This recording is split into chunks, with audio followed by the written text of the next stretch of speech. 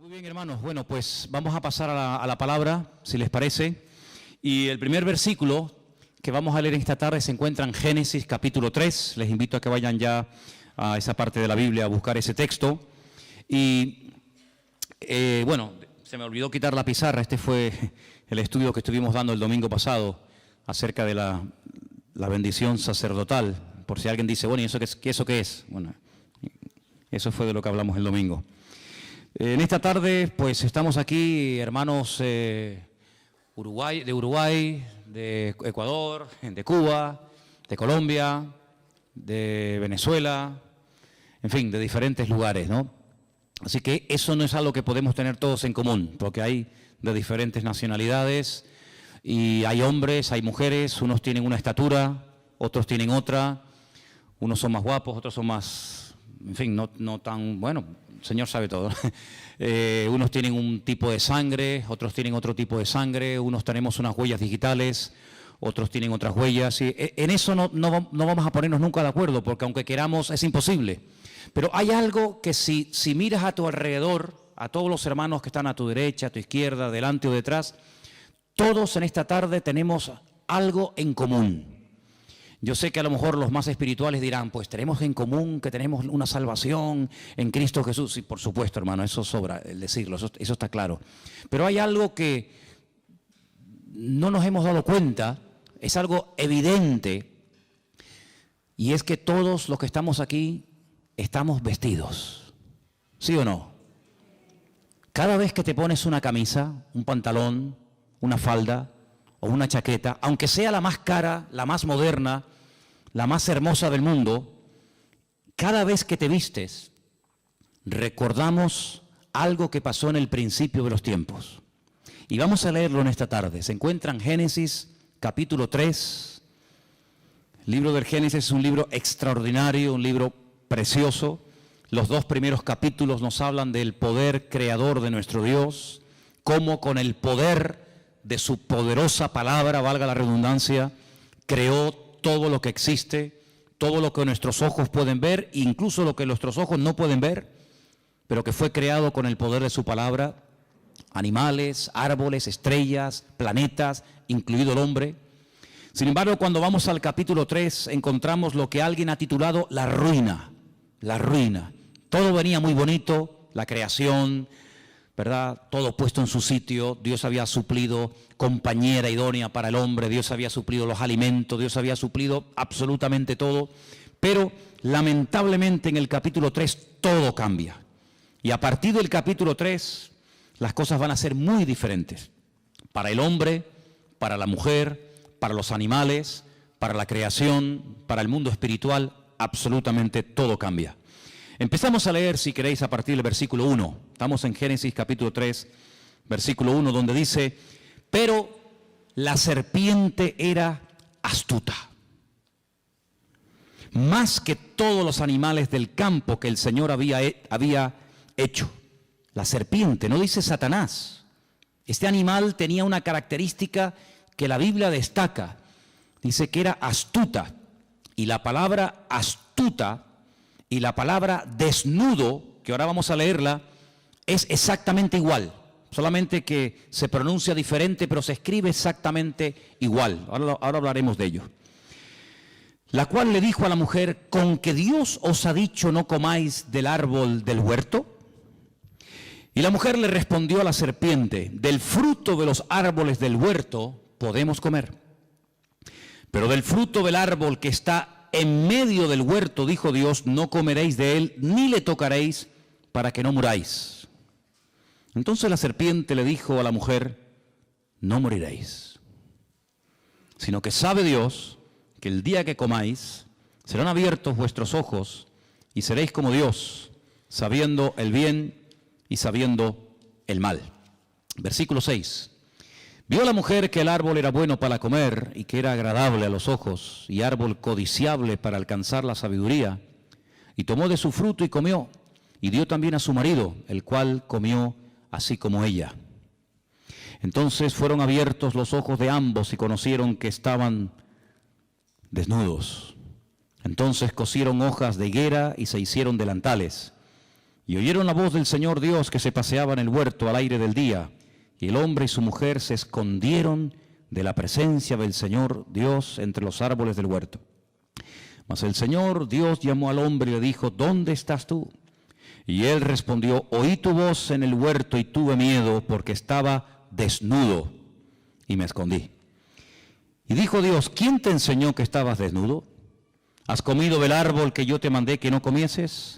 Y el hombre respondió, la mujer que me diste por compañera me dio del árbol y yo comí. Entonces el Señor Dios le dijo a la mujer, ¿qué es lo que has hecho? Y la mujer dijo, la serpiente me engañó y comí. Y el Señor Dios le dijo a la serpiente, por cuanto esto hiciste, maldita serás entre todas las bestias y entre todos los animales del campo. Sobre tu pecho andarás y polvo comerás todos los días de tu vida. Pondré enemistad. Ahora viene la primera profecía de la Biblia. La primera palabra profética que arroja un rayo de esperanza de que va a ser restaurado el hombre en el futuro, pero a un alto precio. Y la profecía dice así, pondré enemistad entre ti y la mujer, entre tu simiente y la simiente suya. Esta te herirá en la cabeza y tú le herirás en el calcañar. Y a la mujer le dijo, multiplicaré en gran manera los dolores de tus preñeces. Con dolor darás a luz los hijos y tu deseo será para tu marido y él se enseñoreará de ti. Y al hombre le dijo, por cuanto obedeciste a la voz de tu mujer y comiste del árbol que te mandé diciendo, no comerás de él, maldita será la tierra por tu causa, con dolor comerás de ella todos los días de tu vida. Espinos y cardos te producirá y comerás plantas del campo. Con el sudor de tu rostro comerás el pan hasta que vuelvas a la tierra, porque de ella fuiste formado, pues polvo eres y al polvo volverás. Y ahora es la primera vez que vemos al hombre que le pone nombre. Hasta el momento la llamaba mujer, varona, pero ahora le pone un nombre, Adán, a la mujer, y le llama Eva. Y aquí hay un juego de palabras que no se aprecia en español, Eva, por cuanto ella es madre de todos los vivientes, que viene de la raíz Hai, que significa vida. Y el Señor Dios hizo al hombre y a su mujer túnicas de pieles y los vistió. ¿Cuántos dicen amén? Muchas veces la gente se pregunta, pero bueno, ¿esto realmente fue así? ¿O esto es una forma alegórica, un poco rayando una especie de cuento para niños, para que sepamos más o menos lo que fue, lo que ocurrió o lo que no ocurrió? Es decir, ¿esto es literal o esto es alegórico? ¿Hubo realmente una serpiente que el diablo utilizó para hablar a través de ella? ¿Hubo realmente un árbol llamado el árbol de la vida y otro al lado llamado el árbol de la ciencia del bien y del mal? ¿Realmente el hombre y la mujer estaban desnudos en un lugar, en un paraíso, en una especie de huerto regado por 4 ríos, entre los ríos Éufrates y Tigris, que abarcaba desde Irak hasta Egipto? ¿Realmente eso existió? ¿Realmente hubo un hombre llamado Adán y Eva? Y bueno, y todo esto del hombre de Cromañón y el hombre de Java y el hombre de Neandertal y todo esto que es que la ciencia dice y el tema de la evolución, ¿todo esto es real o es una forma, repito, alegórica de contar una realidad? Bueno, de toda la vida los creyentes, los que estudiamos la Biblia, hemos creído que el libro de Génesis es un libro que tiene una literalidad total y absoluta. Si nosotros ponemos en duda, si cuestionamos la literalidad del capítulo 3 del Génesis, por la misma regla de 3 tenemos que dudar de que el capítulo 1, el capítulo 2, el capítulo 4, el 5, así sucesivamente, también sea literal. Porque lo que no se puede hacer a la hora de estudiar un libro o un tema es utilizar 2 varas de medir. Nosotros aquí en Canarias, en España, en Europa, salvo en Inglaterra, tenemos unas medidas, ¿verdad? Metros, centímetros, kilómetros, etcétera. Pero si fuéramos a Inglaterra o a Estados Unidos, a otros países, ellos tienen otras medidas. Ellos trabajan con pulgadas, con yardas, con millas, etcétera. Nosotros trabajamos con otro tipo de medidas. Pero cuando usted va aquí a una ferretería, cuando usted va a un lugar para comprar herramientas, pues, en fin, las medidas usted las tiene que dar en las medidas que se usan aquí, no en las medidas con las que se puede trabajar en Inglaterra, en Estados Unidos o en cualquier otra parte del mundo.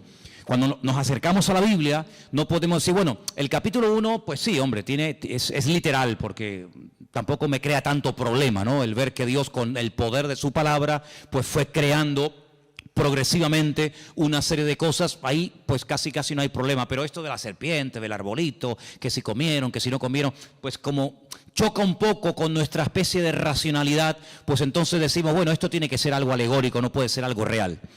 Tendríamos un gravísimo problema si comenzamos a interpretar un capítulo literal, otro alegórico, uno literal, otro alegórico, porque entonces, ¿quién es el que establece que este es literal? ¿Quién es el que establece que este es alegórico? ¿Tú? ¿El conjunto de los hermanos de la iglesia? ¿Una serie de teólogos? ¿Los pastores? ¿Los maestros de la Biblia? ¿Los traductores? Es muy complicado. La hermenéutica nos obliga, es decir, la ciencia que nos obliga a la correcta interpretación de los textos bíblicos, nos obliga a utilizar una sola vara de medir. No podemos utilizar dos sistemas de interpretación de un mismo pasaje porque tendríamos unos problemas terribles. Y bueno, lo que tenemos que aceptar es la literalidad de la Biblia. Eso no significa de que no hay otros libros y de que no hay otras historias y que no haya otros capítulos que no son literales, sino son, digamos, basados en símbolos, en tipos, en antitipos, etcétera, etcétera. Por ejemplo, el famoso libro del Apocalipsis. En el famoso libro del Apocalipsis aparecen ahí una serie de animales, de colores y de cosas que lógicamente ni siquiera existen, pero que a través de esos colores, de esos números, de esos animales que van cambiando de color, el Señor tiene un mensaje que hay que saber interpretarlo. Evidentemente no existe ni ha existido jamás un dragón, ni un caballo que ahora es blanco, mañana negro, pasado amarillo y finalmente rojo.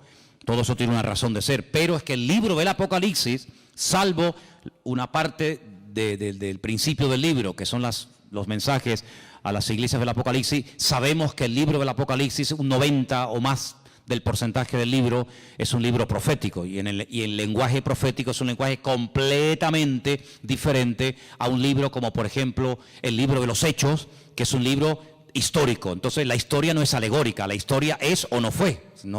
Pero realmente hubo un señor llamado Pablo, realmente viajaron a Roma, o Roma significa otra cosa y Pablo significa otra cosa. Sabemos que la historia no es alegórica, es real. Lo profético sí puede tener esa especie de diferente interpretación. Pero el Génesis no es un libro alegórico.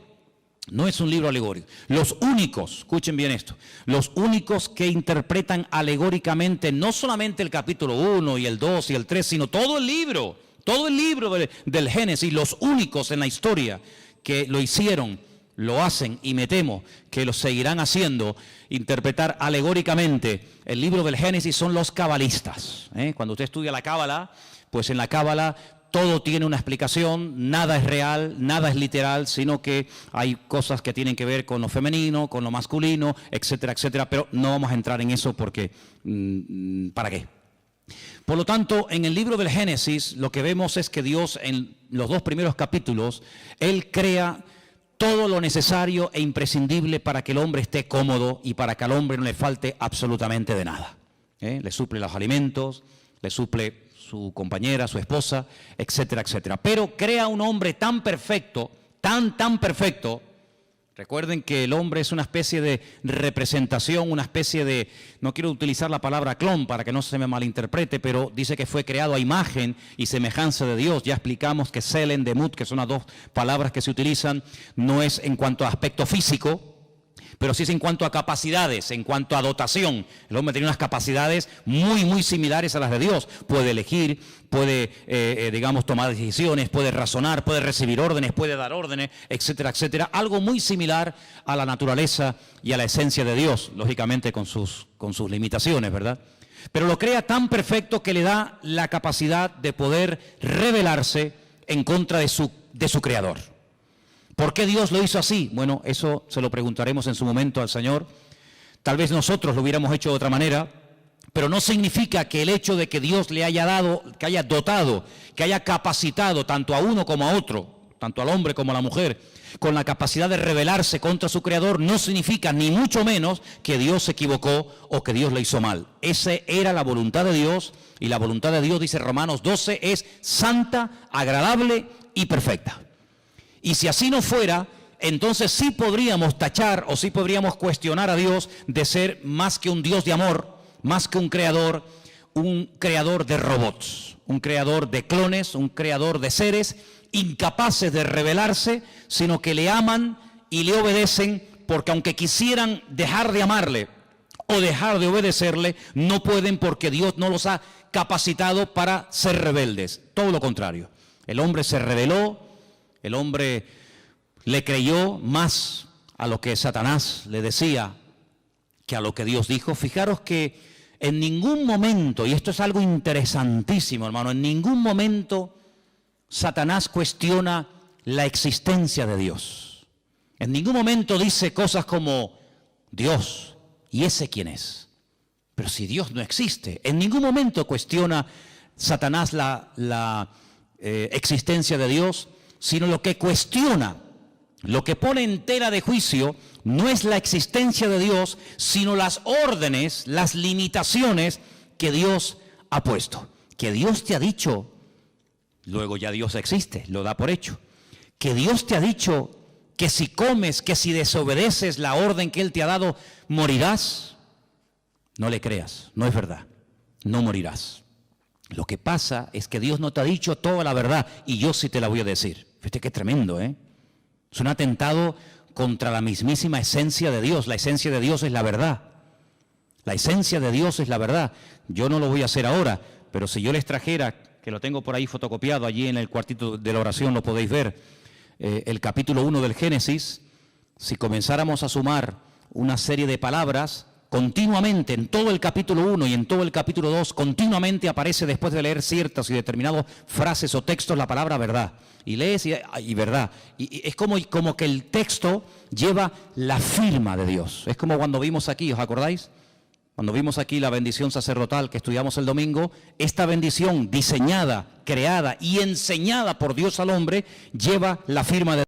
Saber encontrarla, pero la lleva. Luego, el libro del Génesis, el relato de la creación, lleva la firma de Dios, y la firma de Dios, la esencia de Dios, es la verdad. El mismo Señor Jesucristo, la misma palabra cuando se encarna, porque esto es un milagro, este es el milagro más grande de todos. El milagro más grande no es que un ciego pueda volver a ver, que es algo tremendo, o que un muerto resucite, o que un leproso sea limpiado. Sí, son milagros tremendos, pero hay algo más grande que eso, y es que la palabra, el verbo, se hace carne. Eso es lo más grande que hay. Y sobre esa verdad hemos estudiado también en las últimas semanas. Juan basa toda la explicación de su evangelio diciendo, y el verbo que era Dios se hizo carne, habitó entre nosotros y vimos su gloria, gloria como del unigénito del Padre. Sí, eso es algo tremendo, porque que la Biblia de repente haga así ¡fum!, y se convierta en carne, pues eso es lo que ocurrió. El Señor Jesucristo se hizo carne y habitó entre nosotros. Y dice la Biblia, y si alguno cuestiona eso, si alguno no es capaz de confesar, dice Juan, es muy claro en esto, si alguno no confiesa que el verbo, que la palabra se hizo carne, ese es mentiroso y ese es el espíritu del anticristo. Qué tremendo, Por eso dice, ¿queréis probar los espíritus? Cuando dice Juan, no me estoy yendo del tema, ¿no? Pero solamente para remarcar un poco esto, dice, probar los espíritus, porque no todo espíritu es de Dios. Y uno dice, bueno, ¿y cómo pruebo? ¿Y cuál es la prueba? Dice, dile, ¿crees que Jesucristo, crees que el verbo ha venido y se ha hecho carne? No, yo no creo eso. Entonces este no es de Dios. Ahí se prueban los espíritus. Si dice que sí, evidentemente es otra cosa. Pero volviendo al tema, entonces lo que hace Satanás es que siembra la duda. Alguien dijo que la duda es el padre del pecado.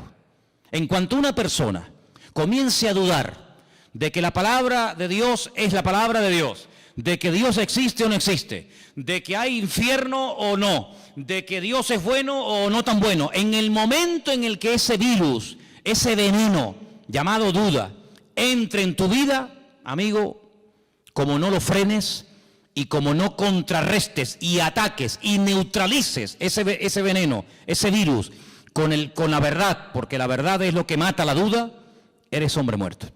Y eso fue lo que Satanás comenzó a hacer.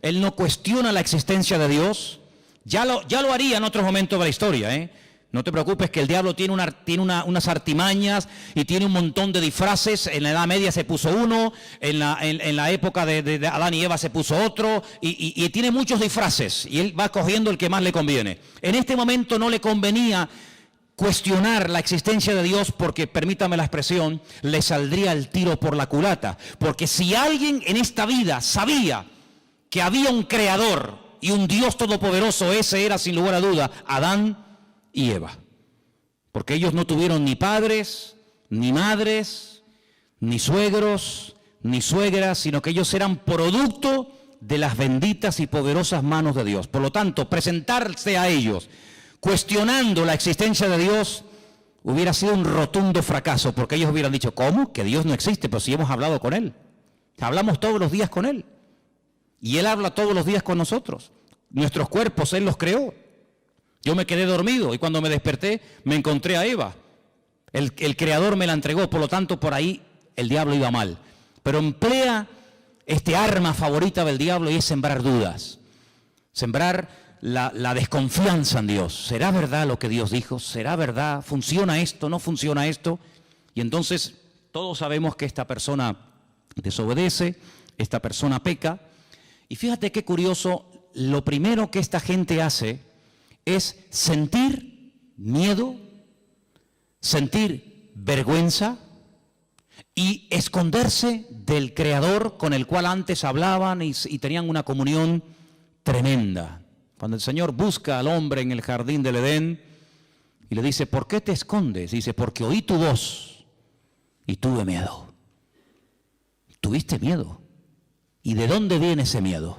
Luego el miedo es engendrado por el pecado. Si el pecado produce miedo, cuando una persona no tiene una relación íntima y segura con el Señor, tiene temores, y los temores son tan variados: miedo a la muerte, miedo a ser abandonado, miedo a caer enfermo, miedo a perder el trabajo, miedo a que mi marido se vaya con otra, miedo a no sé qué. Sí, es un abanico terrible, y eso el hombre comenzó a sentirlo, el hombre comenzó a experimentarlo, y el hombre llegó a tener hasta miedo de su propio Dios, de su propio Creador.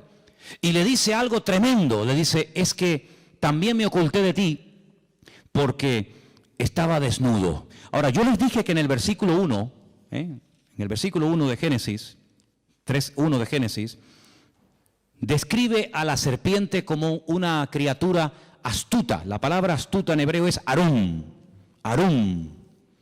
Y la palabra desnudo en el versículo 10 es la palabra herón. Se escribe exactamente igual, las mismas letras. Claro, si les ponemos las vocales automáticamente varían. Es decir que Satanás lo que hace es que se camufla. Satanás lo que hace es que utiliza este animal que ya tiene en su naturaleza, en su esencia, el ser un animal astuto. Fíjate qué tremendo, ¿no? Jesús dice en el Sermón del Monte que la serpiente es astuta y las palomas son sencillas, que describe la esencia de la serpiente como un ser astuto. Y entonces lo que Satanás hace es utilizar a este animal porque no se puede presentar tal y como él es. Ahora, aquí hay que pararnos y comenzar a hacernos una serie de preguntas muy interesantes. Vemos a Satanás en persona, no mandó a un demonio, sino que él en primera persona va y tienta a Eva, pero detrás utilizando a este animal. Y la única vez que lo volvemos a ver a él personalmente tentando a una persona, ya es en el Nuevo Testamento al Señor Jesucristo. Él nunca tentó a nadie personalmente, salvo a Eva en el jardín del Edén y en el desierto de Judea al mismísimo Señor Jesucristo. Con la gran diferencia de que en Génesis capítulo 3 va, digamos, disfrazado, escondido, parapetado dentro de aquel animal, y en el desierto no le va a servir ningún disfraz, sino que va a cara descubierta, porque delante del Señor no hay disfraz, no hay careta que valga, sino que delante del Señor dice que todos estamos desnudos delante de la presencia del Señor. ¿Te das cuenta? Pero el apóstol Pablo, que es un hombre que describe como nadie, el mundo espiritual, porque ahora hablaremos un poco de esto, Él dice que Satanás es capaz en momentos puntuales, si es necesario, disfrazarse, vestirse como si fuera un ángel de luz. Y ha habido casos en la historia, pero tremendos, de personas que dicen que han tenido la visita de ángeles, que les han revelado cosas y esas cosas las han escrito. Y bueno, y por ahí nació el famoso libro del Mormón, que es el que usan los mormones. Y cuando se le pregunta a los mormones, ¿y de dónde salió el libro del Mormón? Pues ellos te dicen que un ángel llamado Moroni despertó una noche a este joven llamado Joseph Smith y lo llevó a un lugar donde le mostró unas planchas de oro que estaban escritas en un idioma que él no conocía, y este ángel le mostró la interpretación de aquellas planchas de oro y le dio un mensaje que está en el famoso libro del Mormón. Y otra persona que presume de que un ángel del cielo bajó y le daba revelaciones es nada más y nada menos que el falso profeta llamado Mahoma, porque Mahoma es un falso profeta, ¿verdad?, que dice que recibió las enseñanzas de un ángel, pero un ángel evidentemente que no era un ángel de Dios, era un demonio, porque el apóstol Pablo dice en Gálatas capítulo 1 que si un ángel del cielo baja y nos predica un evangelio diferente al que hemos oído, no lo creáis, sea anatema, porque no hay otro evangelio que el que está escrito en la palabra de Dios. ¿Cuántos dicen amén? Así que en momentos puntuales Satanás incluso ha sido capaz de disfrazarse y de hacerse pasar como un ángel bueno, un ángel de la guardia, un ángel que viene a darte buenas vibraciones, buena energía, como dicen algunos por ahí. Ahora, fijaros qué interesante, porque Adán y Eva no tenían conocimiento, y esto es muy importante y yo sinceramente nunca lo he oído. Ellos no tenían conocimiento del mundo espiritual. El único conocimiento del mundo espiritual que tenían es que hay un creador que no se puede ver, pero que habla y les oye cuando ellos le hablan a Dios. Pero ellos no tenían ningún conocimiento del mundo espiritual. Pero el mundo espiritual evidentemente ya existía y era real, puesto que cuando uno comienza a leer la Biblia desde el principio, uno se encuentra que el que está hablando es Dios. Más adelante encontramos que Dios crea a un hombre. De ese hombre extrae a una mujer y encontramos a Dios, al hombre y a la mujer. Capítulo 1 y capítulo 2. Pero cuando vamos al capítulo 3 nos encontramos que ya no hay 3, ahora hay 4. Ahora seguimos teniendo evidentemente al Creador, a Dios, a Eva, a su marido Adán y a Satanás, utilizando a esta serpiente. Y la pregunta lógica es, ¿dónde dice en Génesis 1 o en Génesis 2 cuándo fue creado este personaje? Porque no vemos en ningún momento en el libro del Génesis, ni en Éxodo, ni en Levítico, ni en Número, ni en Deuteronomio, no vemos en ningún momento que este ser existía. Sin embargo, la palabra de Dios en Ezequiel capítulo 28, ahora leeremos algunos versículos, el Señor dice que este querubín, lo llama así, querubín protector, grande y protector, estuvo en el jardín del Edén. Luego hay una creación que no se relata en Génesis capítulo 1 ni en Génesis capítulo 2, pero que ya existía. Vemos que Satanás ya no es ese querubín protector encargado de la música, de la alabanza y de la adoración, sino que es un ser maligno que lo que pretende es separar al hombre de Dios. Luego ya su naturaleza no es una naturaleza sana, una naturaleza buena, sino que su objetivo es arruinar. Su naturaleza ahora es maligna, perversa. El Señor dijo, es un ladrón. Viene a hurtar, a matar y viene a destruir. Y aquí lo vemos, haciendo su primer intento en la historia de la humanidad, queriendo matar la comunión del hombre con Dios, queriendo separar al hombre de Dios, creando distanciamiento, creando mal ambiente, ¿verdad? Así que vamos a Ezequiel capítulo 28 para que veáis cómo en este libro, que por supuesto, sobra decir, no existía en los tiempos de Adán y Eva. Adán y Eva nunca leyeron el libro de Ezequiel. En el capítulo 28 se describe la naturaleza de este personaje. Ezequiel 28:12 viene hablando del rey de Tiro, pero en medio del mensaje de Dios al rey de Tiro, mete otro mensaje que complementa lo que viene diciendo y dice lo siguiente: Hijo de hombre, levanta endechas sobre el rey de Tiro. Tiro es una ciudad que está al norte de Israel, no entraba dentro del territorio de Israel, está bien al norte, ¿verdad? Y dile, así ha dicho el Señor, tú eras el sello de la perfección, lleno de sabiduría y acabado de hermosura. Solamente escucha estas tres características, son impresionantes, ¿eh? De ningún ser en la Biblia el Creador habla en semejantes términos. Los vuelvo a repetir: sello de la perfección, lleno de sabiduría y acabado de hermosura. Cuando Dios da algo no lo quita. Luego, aunque este ser fue arrojado de la presencia del Señor, su sabiduría, su hermosura y sus cualidades recibidas de parte de Dios se las llevó con él.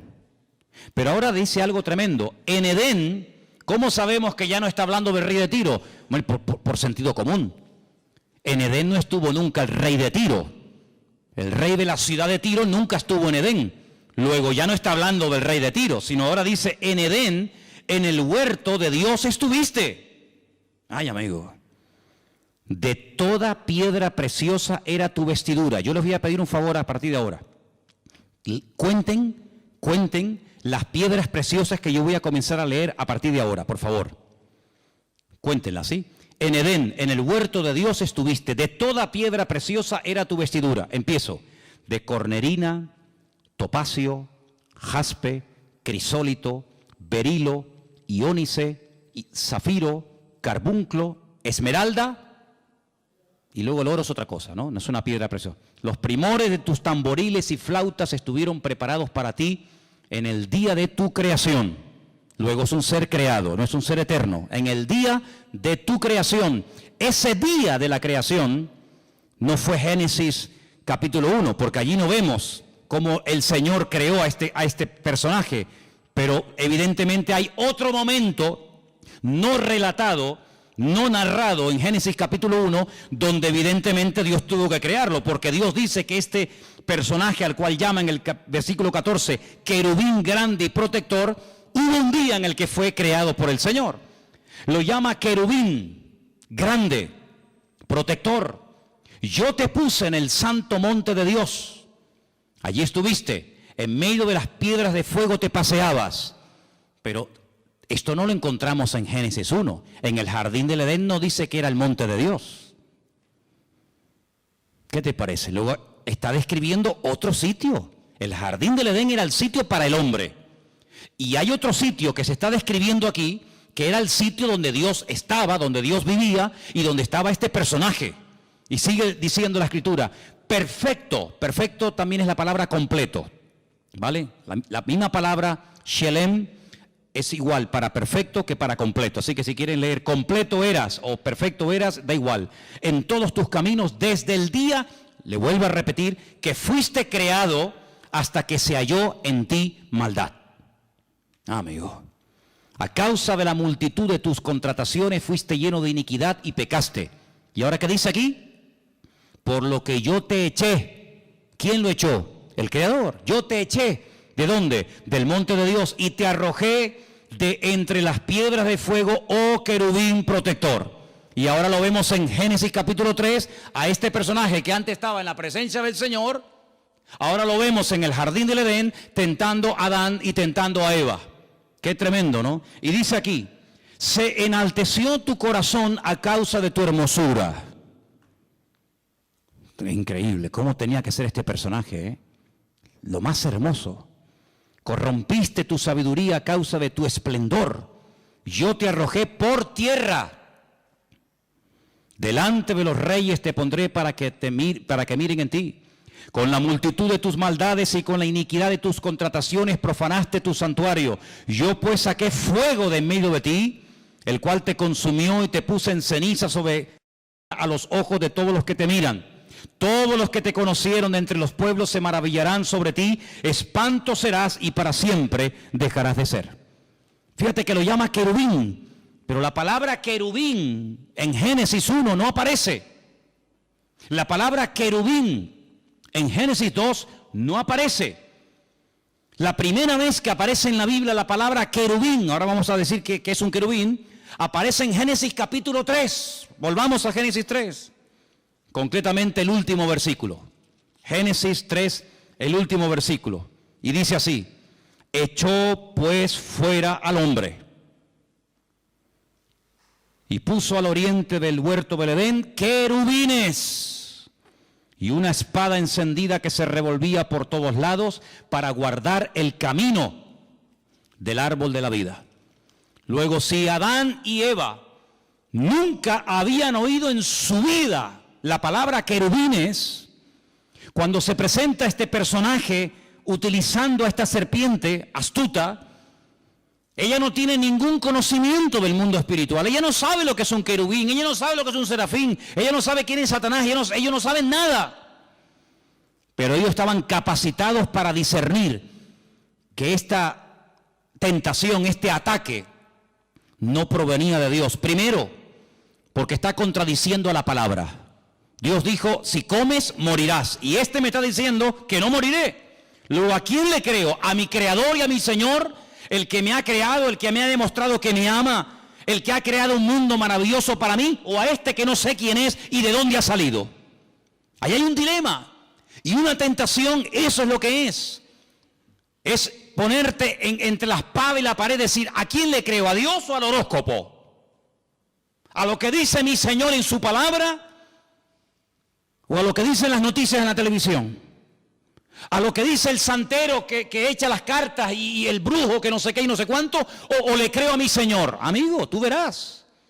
Lamentablemente tengo que decir que Satanás sembró el veneno de la duda, de la incertidumbre, de la desconfianza en el corazón de Eva, y le creyó más a este, que no sabía quién era y de dónde había venido, que a su Señor y a su Creador. Y cuando uno no cree la verdad, se convierte en un esclavo. Aquí arriba tenemos un texto, son palabras de Cristo. Él dijo: conoceréis la verdad y la verdad os hará libres. ¿Cuántos dicen amén? Cuando tú prefieres creer a tus mentiras y a tus rollos y a tus excusas y a tus argumentos, quieras o no quieras, te conviertes en un esclavo. En un esclavo de tus pasiones, en un esclavo de tus mentiras, en un esclavo de lo que te han dicho o de lo que tú crees que es. Cuando tú cuestionas lo que dice la Biblia, ¿y por qué Dios dice blanco si yo veo que es gris? Bueno, lo que tú veas es una cosa y lo que Dios dice es otra. Y tú te puedes equivocar, porque dice la Biblia que el ser humano es un ser ahora, y fíjate tú, imperfecto, lleno de debilidades, lleno de imperfecciones. Pero nuestro Dios es un Dios perfecto y nunca, jamás saldrá una mentira de la boca de Dios. ¿Cuántos dicen amén? Dios es un Dios de verdad. La esencia de Dios es la verdad. Dios no puede mentir. Va en contra de su naturaleza. Hay cosas que a Dios no le afectan. La mentira. Dios no puede mentir. La tentación, a Dios no le tienta nada. Dice: si Él no es tentado por nada, ni por nadie, Él tampoco puede tentar a nadie. Así que cuando tú seas tentado, no digas que Dios te está tentando, sino que tú estás siendo tentado porque le has dado lugar a una serie de circunstancias que estás creando el caldo de cultivo propicio para caer en la red. Pero Dios no tienta a nadie. Una cosa es que Dios te pruebe y otra cosa es que Dios te esté tentando. Cuidado. La prueba es para fortalecerte, para acercarte a Él. La tentación es al revés, para separarte y para que caigas y para que cuestiones pues la asistencia, el amor, la misericordia, la bondad o lo que sea de parte del Señor. Así que vemos que esta mujer, al no tener conocimiento del mundo espiritual, cree a este personaje que, repito, no sabe de dónde ha salido y que encima le lleva la contraria al Señor. Pero tú y yo no tenemos esa excusa para pecar. Porque tú y yo tenemos muchísimo conocimiento del mundo espiritual, ¿sí o no? Si tú le dices a Adán y a Eva, Satanás, dice, no sabían quién era. Pero si yo te digo a ti, el diablo, Satanás, el padre de mentira, ¿sabes quién es o no? Amigo, hay un conocimiento que tú tienes que ni Adán tenía. Y por eso dijo alguien en cierta ocasión que el terreno de Satanás es la ignorancia. Cuanto más ignorante sea, más fácil se lo pones al diablo para que te engañe. Ah, que yo no sabía, por eso caíste. Pero ahora nosotros no tenemos la excusa de decir, es que yo no sé lo que son los demonios, yo no sé quién es el diablo, yo no sé. No, sí sabemos, claro que sabemos, hombre, que sí sabemos. Mira, el mundo espiritual, quien mejor lo describe, si a alguien le interesa este tema, es sin lugar a duda el apóstol Pablo. Hay un capítulo, no lo vamos a leer ahora, pero para los que toman nota y les gusta leer después en casa, es el capítulo 6 del libro de Efesios, la carta de Pablo a los Efesios. Pablo describe allí el mundo espiritual de una forma increíble. La jerarquía del mundo espiritual, como Pablo no la describe nadie. Él dice que hay, mira, principados, potestades, gobernadores de las huestes de las tinieblas, huestes espirituales de maldad en las regiones celestes. Si te vas al libro de Ezequiel, te encuentras, por ejemplo, en Ezequiel capítulo 28, los versículos 13 y 14, te encuentras a los querubines, que en Ezequiel 1 los llama los seres vivientes. Cuando tú oigas la palabra seres vivientes, son los querubines. Qué curioso que cuando dice la Biblia que el Señor mandó a construir el tabernáculo con todo el mobiliario, ¿se acuerdan? Con la menorá, con la mesa de los panes, con el altar del incienso, el altar del sacrificio, con el arca de la alianza. Dice que dijo, encima del arca, en la tapa, quiero que construyas 2 querubines, porque son los que van a proteger la presencia del Señor. Que puso el Señor en el huerto del Edén para que no dieran marcha atrás y alargaran la mano y comieran del árbol de la vida que producía la vida eterna. Querubines, protectores. Luego los querubines tienen, entre comillas, la función de proteger, de cuidar, de rodear el trono del Señor. Digamos que serían, entre comillas, para que nos entendamos, su especie de guardaespaldas, para que nos entendamos. Los serafines, que son otros seres angelicales que están en la Biblia, quien mejor lo describe es Isaías, capítulo 6. Cuando él es llamado, dice, cuando el Señor me llamó, yo vi la gloria del Señor. Y vi serafines que tenían 6 alas, con 2 volaban, con 2 tapaban su rostro y con 2 tapaban sus pies y decían continuamente, santo, santo, santo es el Señor, toda la tierra está llena de la gloria del Señor. Entonces te das cuenta que en la Biblia hay serafines, querubines, ángeles. ¿Quién se le presentó a María cuando le dijo, escucha mujer, bendita eres tú entre todas las mujeres? A partir de ahora te llamarán bienaventurada, porque llevarás en tus entrañas, llevarás en tu vientre, nada más y nada menos que al bendito Hijo de Dios. Un arcángel. ¿Quién? Gabriel. Luego dice, hay serafines, hay querubines, hay un arcángel que se llama Gabriel. Luego te vas al libro de Daniel y te encuentras que hay otro arcángel tremendamente poderoso que se llama el arcángel Miguel, el gran príncipe, dice Daniel 12, que está de parte de los hijos de tu pueblo. Te das cuenta que describe un mundo espiritual tremendo. Es decir, no lo podemos ver con nuestros ojos, pero eso no significa de que no existan. Hay gente que dice en su ignorancia, yo si no veo no creo. Pues por esa misma regla de 3 usted no cree en Júpiter, ni en Plutón, ni en Marte, ni en montones de cosas que existen, simplemente por el argumento ridículo y absurdo de que usted no lo ve. Bueno, hay millones de cosas que nuestros ojos no ven, pero sin embargo, ¿usted ha visto alguna vez algún átomo? ¿Ha visto alguna molécula? ¿Ha visto los protones y los neutrones? ¿Ha visto alguna vez eso? No, pero existen y están aquí ahora mismo. Y en este momento aquí dentro hay miles de voces de radio, de onda, ¿verdad? Radio de frecuencias que están aquí, las ondas, ahora no se oyen, no se pueden ver, porque no tenemos un receptor, pero si pusiéramos una radio y la encendemos, automáticamente oímos que la radio está hablando. No, la radio no está hablando, la radio está reproduciendo por ese famoso invento de Marconi, el italiano, ¿no? Que fue capaz de captar esas ondas y ponerlas en un receptor, y uno puede hablar, oír en italiano, en japonés, en árabe, en chino, en lo que sea. Una persona que está a miles de kilómetros de Tenerife, pero lo oímos hablar aquí, o ver un partido de fútbol que se está llevando a cabo en África, o sabe Dios dónde. Pero todo eso existe, no lo podemos ver, pero cuando tenemos los aparatos para poder ver esas imágenes, para poder escuchar esos sonidos, pues automáticamente ahí lo tenemos, y todos en casa sabemos pues lo que estoy diciendo por la radio y por la televisión. Entonces, pero Adán y Eva en aquel momento, vamos a decir, entre comillas, que eran ignorantes del mundo espiritual.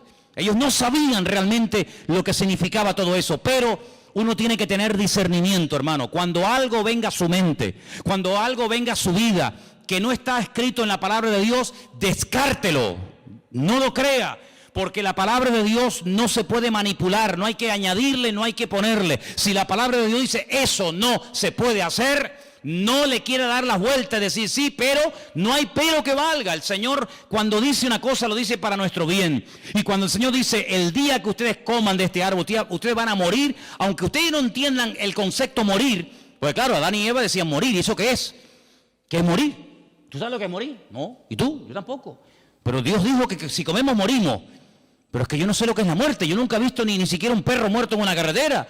Yo no he enterrado a un hijo. Yo no sé lo que es el concepto muerte. Para ellos era un concepto abstracto. No lo entendían. Pero el que no lo entiendas no significa que no estemos obligados a obedecer la palabra de Dios. ¿Cuántos dicen amén? Ahora nosotros, con más motivo, no tenemos ninguna excusa. ¿Por qué? Porque sabemos lo que es. Sabemos lo que es la muerte. Sabemos lo que es la tristeza, el desánimo, la depresión, la desgracia, los follones, los líos. ¿Por qué? Porque lo hemos visto en otras personas. Tenemos millones de puntos de referencia, incluso en nosotros mismos. Sabemos las consecuencias terribles de hacer algo malo, pero en aquellos momentos ellos no tenían eso, pero tenían algo muy importante. Y es que ellos tenían que haberse dado cuenta de que este ser, que no sabían de dónde había venido, estaba contradiciendo la palabra del Señor. Porque uno de los juegos favoritos del diablo es llevarle la contraria a Dios. ¿Qué dijo Dios el día que se bautizó su hijo en el río Jordán? Este es mi hijo amado, en el cual tengo toda complacencia, en el cual deposito toda mi confianza. ¿Quién dijo eso? Dios. La voz de Dios se oyó. Se va al desierto. ¿Y quién viene a tentarlo? Este personaje terrible, Satanás. Y le dice, si eres el Hijo de Dios, di a estas piedras que se conviertan en pan. Yo no tengo que convertir las piedras en pan para demostrarte a ti, o a mí, o a alguien que soy el Hijo de Dios. Yo sé que soy el Hijo de Dios. ¿Y cómo lo sé? Porque mi Dios, mi Padre, me lo acaba de decir el día que me bauticé en el río Jordán. Este es mi Hijo amado. Por lo tanto, yo le creo a mi Dios, yo le creo a mi Padre, yo creo en lo que Él me ha dicho. Y si nosotros tenemos esa fe y estamos agarrados a la palabra, cuando viene una mentira, cuando viene una herejía, cuando viene un mal pensamiento, cuando viene algo que contradice a la palabra, automáticamente, hermano, aunque no sepamos lo que puede pasar, aunque no entendamos todo, decimos no, esto no es de Dios. ¿Por qué? Porque va en contra de la palabra del Señor. Y nada más, y con eso tendría que sobrarnos todo lo demás. Ahora, varias cosas ocurrieron allí. Antes de ser expulsados, Dios confronta al hombre con su pecado y le dice, mira, a partir de ahora vas a darte cuenta de que la tierra no produce con la fuerza que producía antes. Tu mujer cuando dé a luz va a comenzar a sufrir dolores en el momento del parto. Y tú vas a comenzar a sudar. Luego se ve que antes no sudaba. Tú vas a comenzar a perder humedad. Tú vas a comenzar a secarte. Y vas a tener que reponer los líquidos, porque como no repongas líquido te deshidratas y te puedes morir. Entonces hay una serie de consecuencias en el mundo espiritual, en el mundo natural, en el mundo físico, que van a cambiar a partir de ahora. Pero cuando yo te eche del jardín del Edén, no te vas a ir como yo te puse aquí. Yo te puse aquí desnudo, pero tú te vas a ir vestido. Porque hemos leído esta noche, en el capítulo 3, versículo 21, que el Señor los cubrió con pieles de animales y los vistió. Y esto es una lección objetiva que Adán y Eva captaron al momento. Animales inocentes han tenido que morir por mi culpa. Ahora entienden lo que es morir. Cuando ellos vieron a esos pobres animales, yo no sé si eran ovejas, si eran cabras, yo no sé lo que eran. Pero la Biblia nos enseña que el Señor tomó pieles de animales, cubrió a este hombre y a esta mujer, y ellos vieron lo que significa, ellos entendieron el concepto morir. Es decir, que ahora estas ropas que me van a cubrir, me van a recordar a donde quiera que vaya, que yo tengo que vestirme porque me he convertido en un ser pecador. Y por eso dije al principio que cada vez que te pones una camisa, un pantalón, una falda o una chaqueta, por muy cara, por muy bonita, por muy moderna que sea, todo eso nos recuerda constantemente que somos pecadores, seres caídos, pero que por la misericordia y por la gracia de Dios podemos alabar a nuestro Dios. ¿Cuántos dicen amén?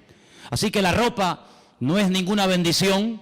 Hay gente que se mata por tener la ropa de última moda y por tener marcas de no sé qué, y hay todo un negocio, hay todo un consumismo alrededor de esta historia de la moda, ¿verdad? Pero no se olviden de que todo eso viene como consecuencia del pecado. Y no solamente han tenido que morir animales inocentes para poder vestirlos a ustedes, sino que a partir de ahora la relación entre ustedes y yo va a ser diferente. Antes no había intermediario. El Señor venía, hablaba con ellos, ellos hablaban con el Señor, no había ningún problema. A partir de ahora no. A partir de ahora, cada vez que ustedes quieran acercarse a mí y quieran tener comunión conmigo, tienen que acercarse con sacrificios de animales. Y uno dice, ¿y por qué sacrificios de animales? Amigo, porque cuando el Señor les vistió a ustedes, animales inocentes tuvieron que morir para cubrir vuestra desnudez. Sangre de animales inocentes se tuvo que derramar para cubrirles a ustedes, y cada vez que ustedes quieran acercarse delante de Dios y sacrifiquen un animal sobre un altar de piedra, ustedes tienen que recordar que todo esto es la consecuencia de la desobediencia y del pecado de vuestros antepasados o de ustedes mismos. Ahora podemos entender el grado de desfachatez y de poca vergüenza que tuvo uno de los hijos de este primer matrimonio, cuando dice que los dos hermanos, Caín y Abel, fueron un día a la presencia del Señor. Ellos sabían que las ropas que llevaban les recordaban que eran pecadores, que papá y mamá vivieron un tiempo desnudo en un lugar maravilloso llamado el Gan Edén, pero que ahora tenemos que ir vestidos porque fuimos pecadores y desobedecimos al Señor, y tenemos que presentarnos delante de Dios con animales para recordar nuestra naturaleza pecaminosa. Y entonces llega uno de los hermanos y dice que llevó al Señor una ofrenda, pero no de animales, sino del producto de la tierra: peras, sandías, melones, papayas, pepinos, lechugas, y la pone sobre el altar. Y al lado está su hermano Abel presentando un sacrificio, y dice literalmente la Escritura que el Señor miró con buen agrado la ofrenda de Abel, pero no le agradó de la ofrenda de Caín. Y ahora uno dice, fíjate qué tremendo, ellos sabían, los dos hermanos, del mismo padre, de la misma madre, recibiendo la misma enseñanza, pero uno va delante de Dios como Dios manda, como Dios establece, como Dios dice, el otro como a mí me da la gana. Y aquí vemos una imagen de España, aquí vemos una fotografía, aquí vemos una realidad de nuestra sociedad. Por una parte, la gente que dice, ¿qué ha dicho el Señor? Que no vaya por ese camino, que no haga esto y aquello. Pues gloria a Dios, yo lo hago y punto. Pero vemos una gran masa que dice, Dios que ha dicho que tenemos que vestirnos, pues ahora nos vamos a poner todos desnudos. Es un acto de provocación contra Dios. Y si tenemos que hacer anuncios o programas de televisión donde la moda es ponernos desnudos, pues lo hacemos para llevarle la contraria a Dios. Y si Dios dice que hay que amar, nosotros odiamos. Y si Dios dice al Señor tu Dios adorarás y a Él solo servirás, nosotros nos vamos a crear millones y millones de dioses y de estatuas, y los vamos a adorar cuando nos dé la gana, y vamos a sacarlos cuando nos dé la gana, y cuando no nos dé la gana los dejamos metidos en los templos. Y esa es la imagen de Caín y de Abel. Pero fíjate qué misericordioso es el Señor, que a Abel no le dice ni media palabra. No le dice, muy bien, Abel, muy bien, hijo, muy bien. Veo que eres un chico obediente, lo que te han enseñado tus padres lo estás poniendo por obra, siga así, hijo, muy bien. Nada. ¿A quién le habló el Señor? A Caín. Dice, Caín, si hicieras lo bueno, si fueras por el buen camino, ¿no te bendeciría yo? ¿Por qué estás con esa cara de amargado? ¿Por qué estás con el semblante decaído? ¿Por qué miras con malos ojos a tu hermano? Si hicieras lo bueno, ¿no te bendeciría yo también a ti? Caín podía haber dicho, gracias Señor, perdóname. De sabios es rectificar, ¿sí o no? Nada. Le dice a su hermano, vamos a dar un paseíto por el campo. ¿Te apetece? Venga, vamos. Y se lo lleva a dar un paseo al campo. Mentira. Premeditación y alevosía. Se levanta contra su mismísimo hermano, se levanta y lo mata. Y dice, muerto el perro, se acabó la rabia. Dios le vuelve a hablar otra vez, pero Caín, ¿qué has hecho? ¿Dónde está tu hermano Abel?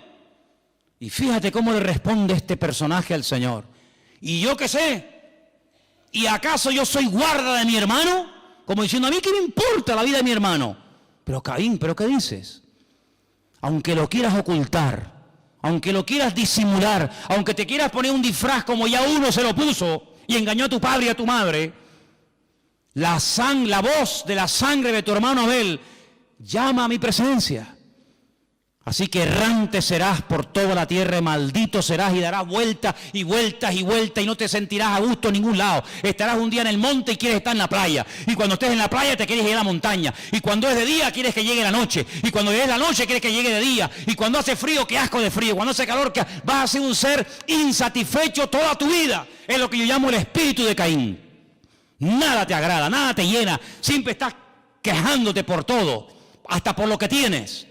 Y entonces Caín reflexiona y dice, Señor, grande es mi pecado, ahora te das cuenta que grande es tu pecado. Señor, y si yo voy por toda la tierra, y si alguien me quiere matar, ¿cómo me defiendo? Y ahí viene la misericordia. Es que es tremendo, Te acabas de cargar a tu hermano, me hablas con una prepotencia y una arrogancia terrible, pero ¿sabes lo que te digo? Te voy a poner una marca en tu frente, para que cuando alguien te vea, no te mate. Aún así el Señor le da una protección sobrenatural a este personaje, ¿no? Pero quiero terminar, porque hay material aquí para dar y vender, quiero terminar pidiéndoles a todos ustedes que se aprendan 3 números. ¿Sois capaces, no? ¿Sí o no? ¿Sí o no? Bien. 28, 28 y 21. Más fácil e imposible. ¿Sí o no? Éxodo 28. Ezequiel 28, Apocalipsis 21. A ver, díganlo ustedes solos. Éxodo 28, Ezequiel 28, Apocalipsis 21. Porque dice la Escritura, son las 3 únicas listas que hay en la Biblia de piedras preciosas. A mí me encantan las piedras preciosas. No tengo ninguna, a ver si me entienden. Pero me encantan las piedras. Para mí es algo tan hermoso. Un rubí, una esmeralda, un diamante, un zafiro. Son cosas preciosas, ¿no? Son muy bonitas. Pues el Señor le dice a Satanás en el principio, a este querubín, yo te voy a poner una vestidura tan hermosa. ¿Cuántas piedras preciosas contaron cuando leí Ezequiel 28? 9. 9 más el oro, ¿no? 9. Vamos a poner 9. 9. ¿Cuántas piedras preciosas llevaba en el pecho el sumo sacerdote? 12, ¿seguro? ¿Cuántas tribus de Israel, cuántas familias había? 12. Ahí tenemos, ahí tienen el muñequito del sumo sacerdote. 12 piedras preciosas. ¿Cuántas llevaba Satanás en su pecho? 9. Ay, amigo. Cuando ustedes van a Apocalipsis capítulo 21... dice que los cimientos de la Nueva Jerusalén están adornados con 12 piedras preciosas diferentes. La tarea que les mando es que hagan en un papel, apunten las piedras preciosas que se mencionan en Éxodo 28. Las piedras preciosas que llevaba Satanás en su cuerpo en Ezequiel 28 y las piedras preciosas que menciona Apocalipsis 21 y que las comparen. Que las comparen. Cómo eran las del sacerdote, cómo eran las del enemigo y cómo son las de la Nueva Jerusalén. Se van a llevar una sorpresa increíble. Y se van a dar cuenta que cuando Dios habla nuestra vida, cuando el Señor quiere usar nuestra vida, el Señor nos da las herramientas y las capacidades para poder servirle. Sería una tragedia para un médico tener encima de una mesa de quirófano a un paciente. Con el conocimiento este hombre sabe lo que le pasa. Sabe que se está muriendo y también sabe que si yo lo opero lo voy a curar y no va a morir, pero no puedo hacer nada porque no tengo instrumentos, no tengo herramientas. Y se le puede morir a un médico en las manos, un enfermo, sabiendo lo que tengo que hacer, pero no lo puedo hacer porque no tengo herramientas. Imagínate un mecánico, oye el ruido del coche y dice, ya sé lo que le pasa al coche, le pasa esto, esto y esto. Te lo arreglaría, pero es que no tengo herramientas, no tengo herramientas. Sabe lo que le ocurre, sabe la pieza que se ha roto, la que hay que ponerle nueva, pero si no tiene herramientas, el coche se le destruye y se le viene abajo. Un cristiano, un creyente, sabe cómo contrarrestar las tentaciones, cómo tener victoria en su familia, cómo ver la gloria de Dios en su vida, pero si no tiene las herramientas, cómo se defiende, cómo ataca, ¿Cómo viven victoria? En lo económico, en lo espiritual, con los hijos, con la familia, con los negocios, con esto, con aquello. ¿Cómo? Ahí Dios nos ha dado la palabra. Ahí el Señor nos ha dado la Biblia. Y en la Biblia te encuentras todas las herramientas, todos los instrumentos, todos los dones, todos los frutos, todas las cosas necesarias para poder vivir en victoria. Entonces te das cuenta, decimos, oye, qué privilegio el de Adán y Eva. Es verdad, hermano, sin lugar a dudas. Pero nosotros hoy en día somos más privilegiados que Adán y Eva. Porque Adán y Eva no tenían el poder del nombre de Jesucristo. El nombre que es sobre todo nombre, pero tú y yo sí lo tenemos, porque dice la Biblia que en su nombre no solamente oramos, sino que podemos echar fuera demonios y en su nombre avanzamos en victoria. Qué privilegio el de Adán y Eva, gloria a Dios, pero nunca tuvieron esto en la mano, nunca tuvieron la Biblia entera en la mano. Tú y yo sí la tenemos. Tenemos la ley de Moisés, tenemos los salmos del rey David, tenemos las profecías de Daniel, tenemos las cartas de Pablo, tenemos el Apocalipsis, tenemos toda la palabra de Dios. Adán y Eva no tenían el Espíritu de Dios dentro de sus vidas, no lo tenían. Pero tú y yo tenemos el Espíritu Santo viviendo 24 horas al día dentro de nuestros corazones. Dice que hemos sido sellados por el Espíritu de Dios. ¿Cuántos dicen amén? Ellos no sabían lo que era el poder de la sangre de Cristo, pero nosotros sí lo sabemos. Luego no hay excusa. Y encima la Escritura nos da una promesa tremenda y dice, y mayor es ahora el que está en vosotros que el que viene contra vosotros. ¿Qué te parece, amigo? Ellos eran personas privilegiadas y muy capaces, pero dentro de sus cuerpos no vivía el Espíritu de Dios. Pero nosotros